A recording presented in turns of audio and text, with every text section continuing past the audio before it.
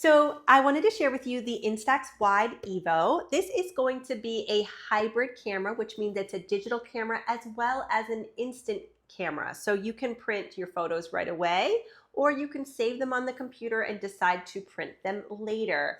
I really like this little camera. I'm going to show you some details about it and give you an idea of some of its features. Okay, so here's your camera right here. It's going to have a nice little lens cap. This is a focusing lens, so it actually will focus on something in front of you. It will not change focus points, however. So what is in the middle of the camera is what is going to be in focus. So it does limit you a little bit on your creative aspect of photography. It does have a micro SD slot, so you can save your photos right on the camera. And it also has a little bit of internal memory, so you could save some photos actually on the camera. If you want to turn it on, the on and off button right here is on the side. And this is where that micro SD card is going to be. This is also where you're going to charge it up. So just like with any other Instax camera, you're going to have a little selfie area right here. So you can take your selfies if you want. And it has a flash as well. You can turn that off or leave it on. But one of the coolest things about this camera is it has a screen on the back so you can see the photographs that you have taken. Now, one thing that I love is that you can take the photos and then decide to later develop them. There are some really interesting features on this camera.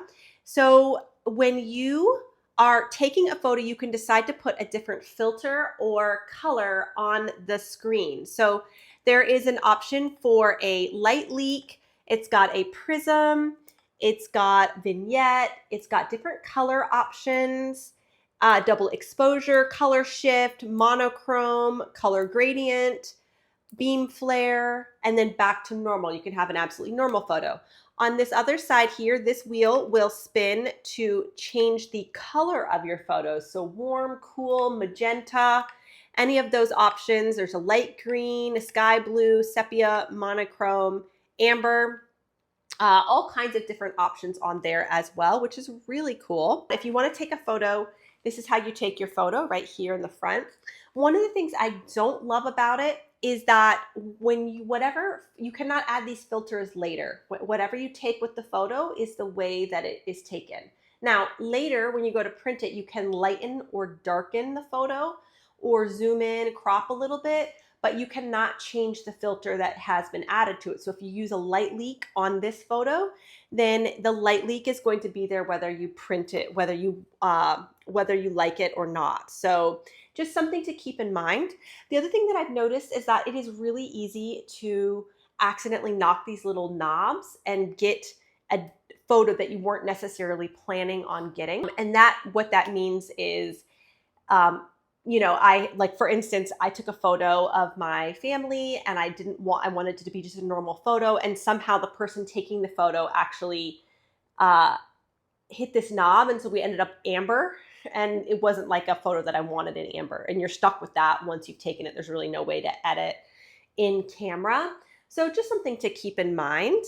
Like I said, you can go back and forth. There's different options. You can lighten or darken. You can decide if you want the print to be more vivid or plain, but those are all when you're taking the photograph.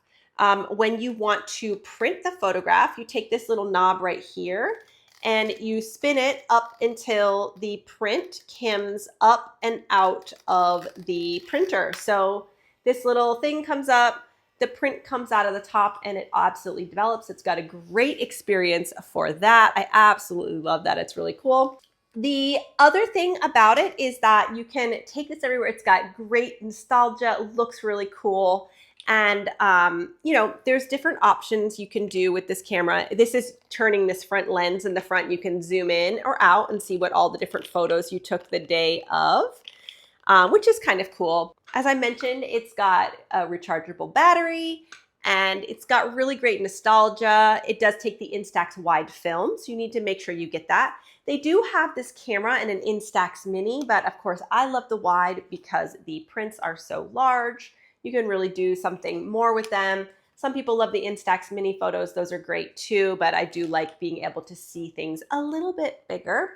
I recently took this to a flower field, as you can see, and I got some absolutely beautiful photos.